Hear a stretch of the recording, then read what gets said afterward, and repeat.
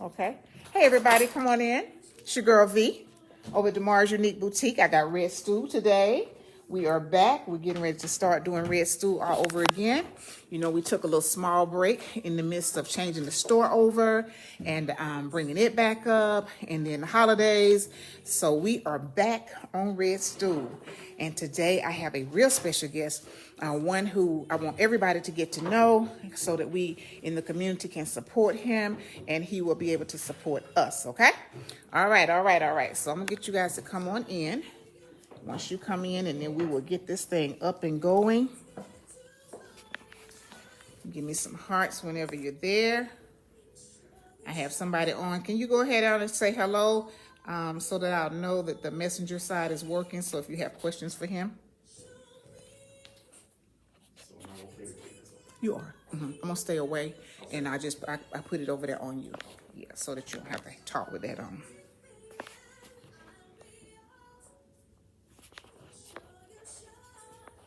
I should have got it up a little bit earlier.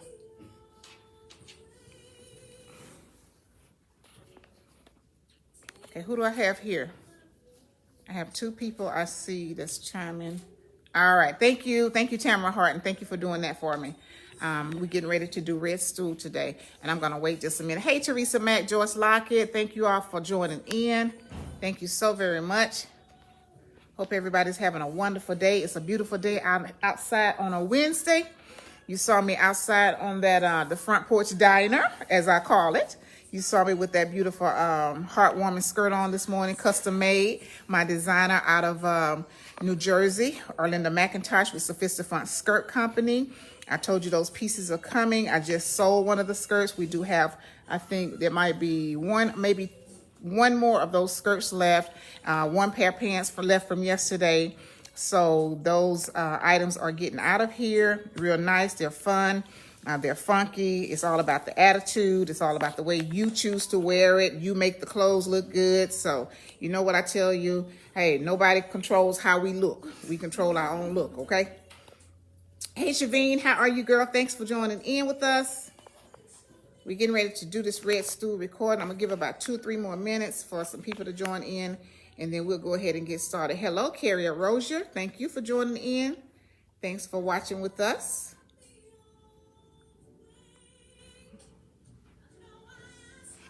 Let's see right here. All right, so today, y'all, you know, I don't like to get too much time, honey. You know I'm a little impatient, honey, so they can go back and watch it. But today we're going to be talking about business banking because it's so important, and having local and community banking to me is something that I've had to pay attention to real closely. It's great to have large banks. That's not a problem. That, you know, everybody can do that. But I'm getting to the point with things with me now. I like more personal and one-on-one relations. And so that's what I'm looking for. Hey, Dennis Staten, thanks for joining in, babe. But I'm looking for more personal one-on-one relations in business banking, and people that can actually tell me how to do things differently, because that's not the part of the business that I like or love. You know what I like, and you know what I love. I love to put these clothes on, baby, sell some stuff. But that other stuff is very important too. And the business banking, and when you don't know things in business banking, I think it's very important not to build relationships with people who specialize in certain things. I try to let people do what they do. If that's what they specialize in and that's their profession, I want to certainly acknowledge that and respect that, and then allow them to teach me certain things. Hey, Terry Taylor, thank you for joining in with us, darling. Hey, Deborah Blash. So we're talking about business banking, and I'm going to go ahead on and show you here. I'm going to turn my camera around. I have with me Mr. David Danzie. Hello, Mr. Danzie. How are you? Wonderful, wonderful. Thank you so much for joining in. Mr. David Danzie is VP of Cadence Bank right here. It's in you have the Warner Robins branch, right? I actually work in Warner Robins off of Houseman Lake Road. Okay. But I cover the state of Georgia, so we're able to service anybody in this area.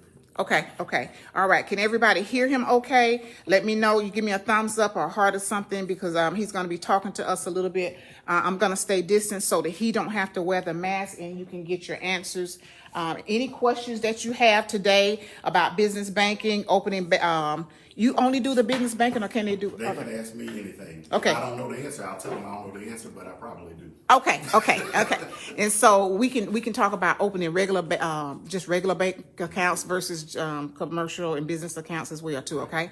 All right, everybody. So I'm gonna let Mr. Danzie take it away. Like I told you again, Mr. David Danzie with Cadence Bank, and I do want to acknowledge that his wife, who is downtown, she owned Good Boy Goodies. Yes, and she's going to be coming in with me real soon. As soon as she get an opportunity, she's going to come in and be on the red stool as well.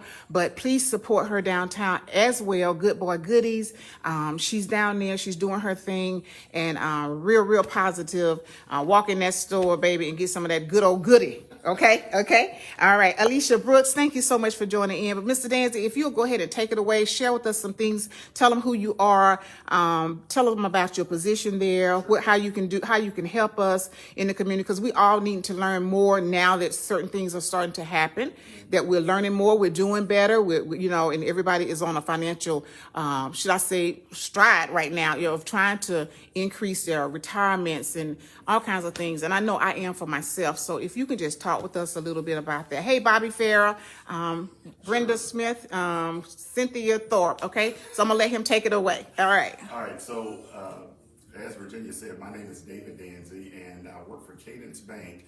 And one of the things that I wanted to talk to you all about today is a lot of the misconceptions about banking that sometimes make you fearful. So I got a few notes because I do some presentations sometimes to low and moderate income families, so that we can talk about how they can get better equipped to do their banking. And so one of the things I wanted to talk about first is, what is a bank actually looking for? Now, before I go into that, let me tell you a little bit about myself very briefly. I've been in banking over 20 years. I worked at Colonial Bank. I did everything in banking except cash management. I ended up being market president for them. And then you may remember that Colonial Bank failed in 2013, I believe it was, and they were bought out by BB&T. And so I moved over to BB&T as vice president of commercial lending for them. I then went out and started a construction company. And from that, I also started or became a co-owner of a millwork cabinetry company. And the cabinetry company was based out of Kennesaw. And so we did that for about 2 years. And then my children, I have twins, a boy and a girl. And they were about to start high school, and my wife said she would really appreciate it if I could bring in more money than I was putting out. So that's when I went back into banking. So I say that to say this. I understand the struggle that small business owners face when they have to pay their employees and they don't have enough income coming in, and they're having to come out of their savings or investment to be able to pay. It is not a fun thing.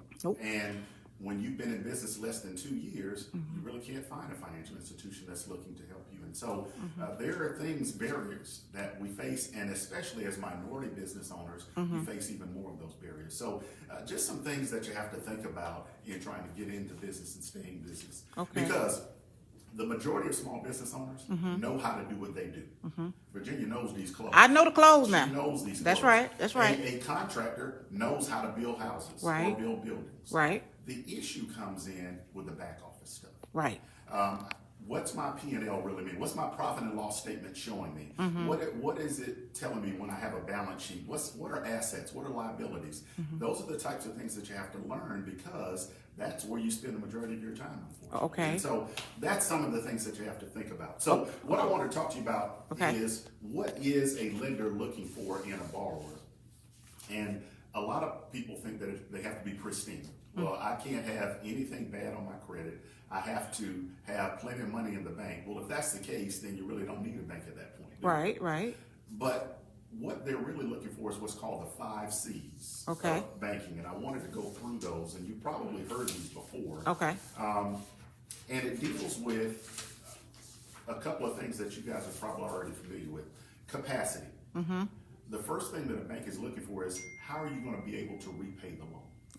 So if you have a loan that you're taking out, let's say you're taking out a $50,000 loan, the first thing I'm looking at as a bank is, do they have the income coming in to pay their current debts, but also to pay this debt back and have a little money left over? Okay. Because we don't want it to be stretched to the point where you don't have anything after you pay your debt. Okay.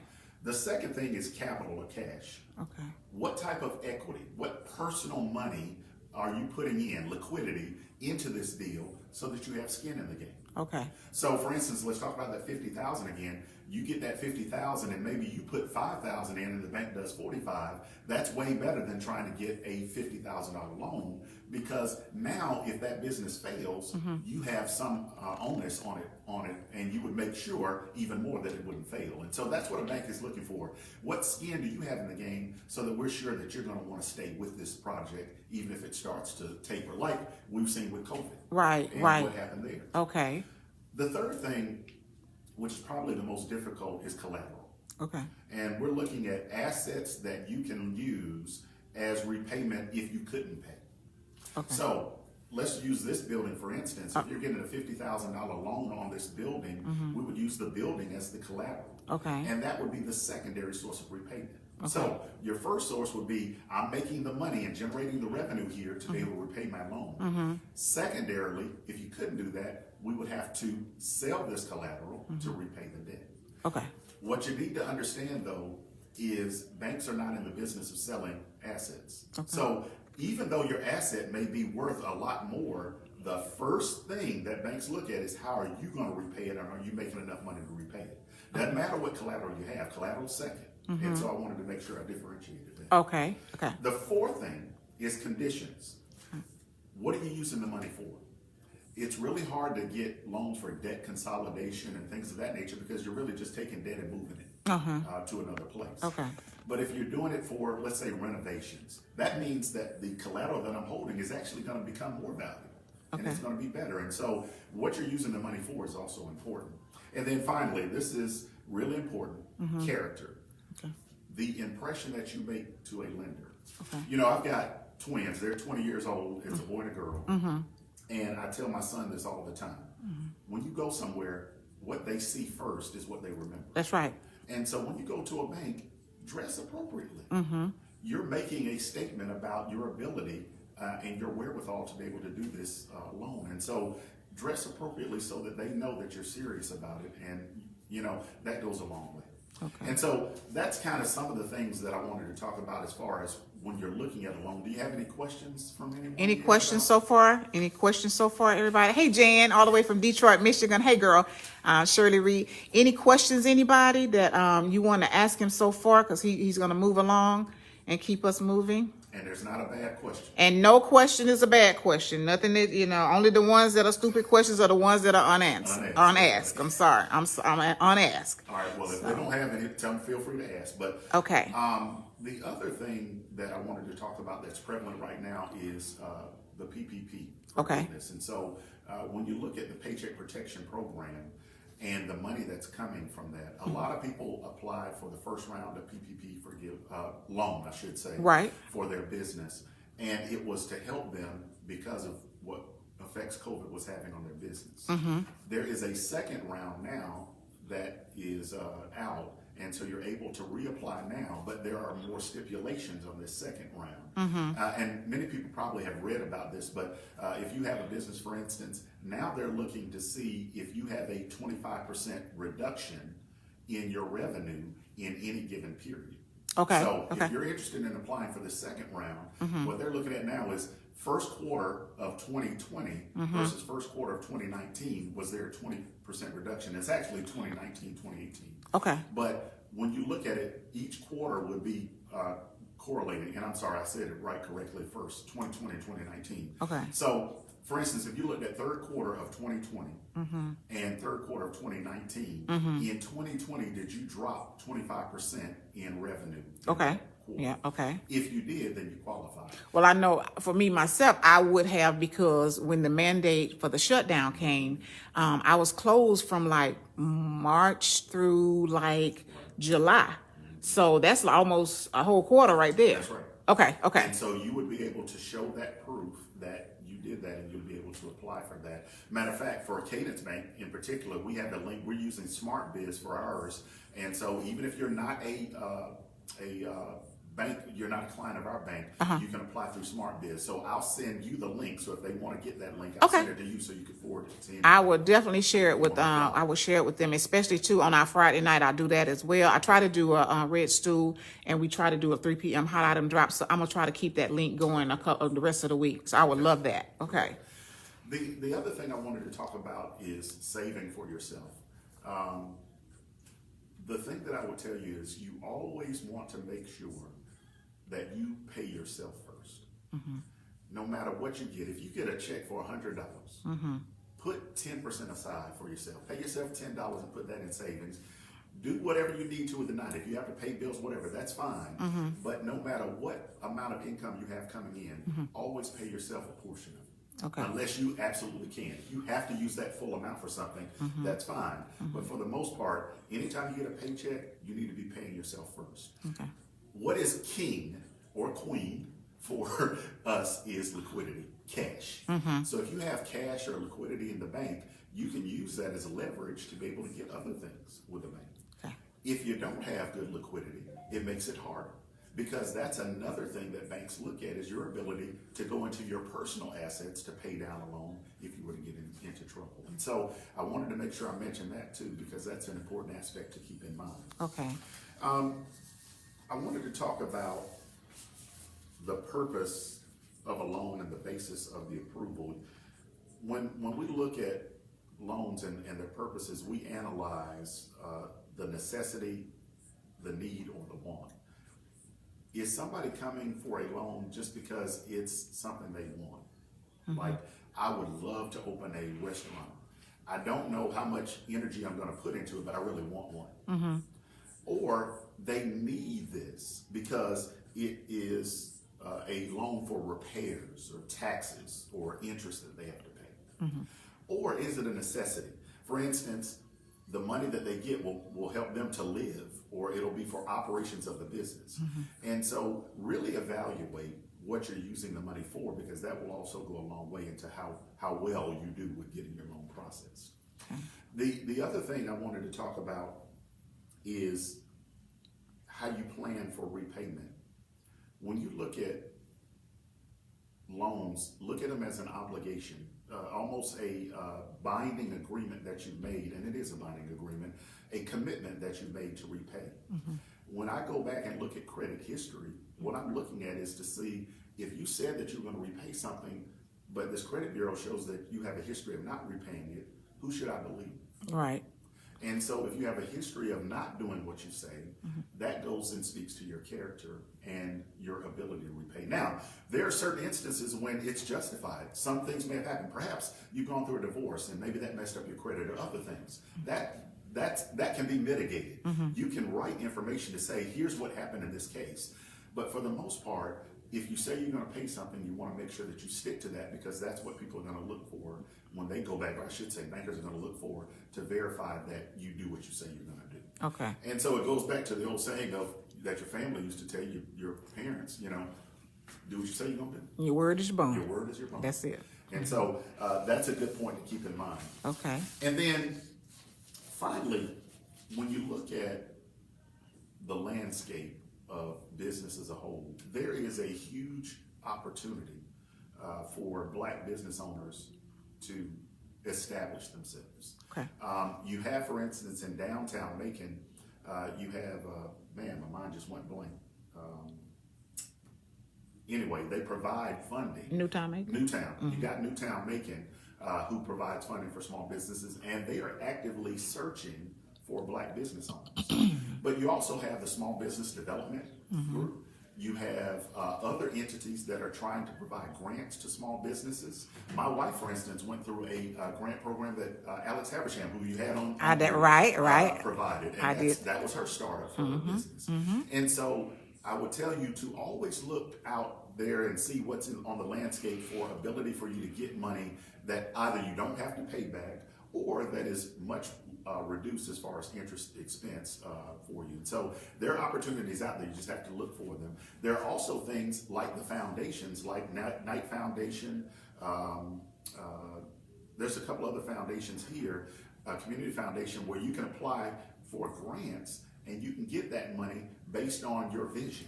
Okay. So, Okay. yeah, so if you said, hey, I want to uh, do a pop-up in downtown Macon, and here's the community it's gonna serve, and here's why I wanna do it, you submit that, and if you get approved, that's a grant, which means you get that money, you don't have to pay it back. That money goes toward whatever you're gonna be using based on what you submitted.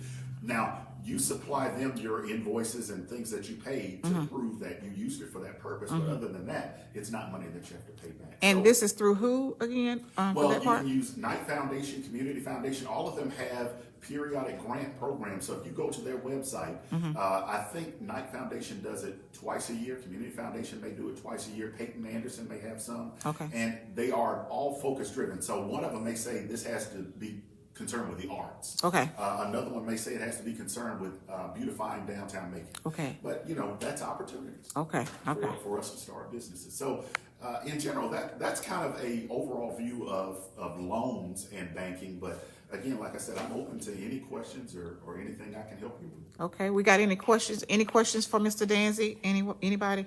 I know for myself now, the first PPP, I did not, I was not able to apply for that because several of the banks kept telling a lot of us, not just myself, that they were out of the funds. We couldn't get the people on the phone. They wouldn't talk. They weren't calling back, the whole 9 yards. So I missed out on the PPP the first time. So I am going to apply for it this time because I do want to continue to increase and, try to move my store to a whole nother level. At the same time, I want to be able to help other small businesses by doing what's similar to what I'm doing now, allowing them to come in. And I do a market, like a Saturday market. I call it a vendor market where I allow other small businesses to come in. They sell their product. We talk about their product or whatever.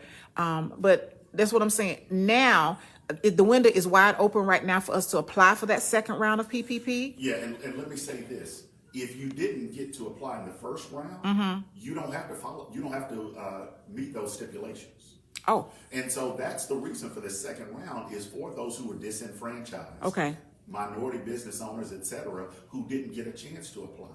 So you don't have to meet that criteria, or if you're a 501c6, they added them to this group, you don't have to provide any of that predetermined information.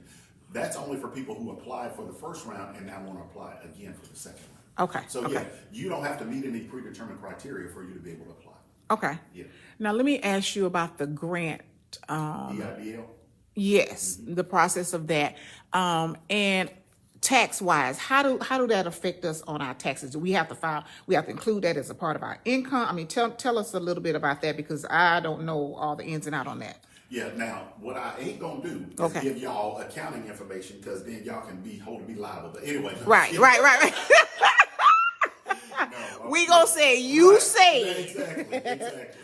No, the idle loan, there was kind of some confusion because initially it was supposed to be way more than that. They were gonna do $10,000 per employee. Okay. And then it got capped at $10,000 and it was $1,000 per employee up to a cap of $10,000. When you got that loan, it was supposed to be it's a grant, so you don't have to repay it. Okay. But when you applied for PPP, you had to show that you had received that money and your PPP was reduced by that $10,000 or whatever the amount you got. Okay. The way that it is now, and they don't have a final rule yet, but the way it is set up now is if you apply, SBA is supposed to take care of all of that when they do your forgiveness. Oh, okay. So when you do your forgiveness for your loan, they will ask you for your idle information and that will be handled through that entire process. Okay. So that's the way it is right now. But again, I would advise you, if you have specific tax questions, I would contact your accountant, but you should be good remembering that it's a grant. And so that grant money sometimes can be considered taxable, but again, you have to see how it is in your current situation. Okay. All right, everybody. You've seen him himself. He's answered a lot of our financial questions, and I know sometimes for other people, you may have something that might be on a little bit more of a personal level that you want to ask and don't want to be asking questions right here. Okay, I got a question for you. Marcia Quainton out of Detroit, Michigan. Can you still apply for PPP loan if you also have an EIDL loan? Absolutely, yes. Okay. Yeah, they are not combined. So you can apply for a PPP. It will ask you if you received the idle loan, and the way it stands right now, they'll just reduce it by that idle loan. Okay. But you can certainly apply. Okay. Detroit, that's where my wife is born. Okay, Detroit, all right. Michigan. All right, Jan. Wife is from Detroit, Michigan, girl. Now, I was going to tell you too, what I would like to do is maybe give you, and you have it, but my contact information. So if you want to Please. give it to everyone, Okay. and if they want to, they can call me on my cell, or they can email me, whatever you want, if they have other questions. Y'all heard him now. He said you can call him on the cell, honey. You can call him on the cell. He gonna answer a few questions. He ain't gonna talk to you about them tax information though, because you're not gonna say he said. You're not gonna be able to say he said. Right. But he is gonna give you. And what number are you gonna give us, Mr. Dance? You say your cell number? My cell is 478 973 0159. Okay. That's 478-973-0159. Okay. My email is David, just like the name David, dot Danzie. That's D as in David, A-N, Z as in zebra, I-E, at Cadence, C-A-D-E-N-C-E, bank.com. So David.Danzie at cadencebank.com. Okay. Okay. You heard him. It's David.Danzie at cadencebank.com. Okay. Okay. And then he gave you his cell phone number. We'll pin. Can you pin that cell phone number for us on here? Are you on it? Are you on it? Okay. Okay. But that's okay. But we'll get back with you. I'll have some information. I'll get cards and everything. I'll have them here. He's going to share that link with me. And I'm going to be sharing that. I'll put it on my page. I'll put it on both my personal page as well as the business page. I always try to make sure that whatever information I have, when we learn and we grow, we're going to learn and grow together. Okay. When I move up, you move up. That's the way we are. We're attached like that. So I want to make sure that you get that information as well as call him. Let's start to support local community banks, because that is a vital part of the way communities function, stay healthy, and grow. Okay, so that's why I'm wanting to do more on a local level. I am a part of a BB&T, so that's where you say you came from, but I am going to be working more with one-on-one who can teach me the ins and out of the backside of business that I don't like, but I need to know. I need to know. And you all as well, we need to learn things. We need to grow. We need to educate each other. And on the Red Stool, you're going to be seeing more of that happen. I'm going to be bringing more people in who can share and educate us, and we'll learn some things together. Okay? All right, everybody. If nobody else has any further questions for Mr. Danzie, we do know that he is a busy man. He can't stay over here and play with us all day long, but we do certainly appreciate him for stopping in, for sharing and being with us on our live. Right here, you see it. Okay, there it is. Sorry, guys. Here we go again. I don't know, it's doing some funky stuff today. But anyway, you see him, Mr. Danzie himself over here on the Red Stool live. He's with his girl V over here, and we're going to be making some things happen in community. So glad and so proud. It was just an honor to have you talk to us today about finances. We want to do better. We want to learn, and we want to grow. Okay, so we will be doing more things like that. I told you over here on Red Stool, and making sure that we bring in people who can educate us and take us to a whole nother level. Okay. All right, everybody. It's your girl V. I got to go ahead and check out, but I love you much. I'll see you real soon. 3 p.m. I'll drop you something real hot on that live. Okay. It's your girl V, and I'm out. See y'all.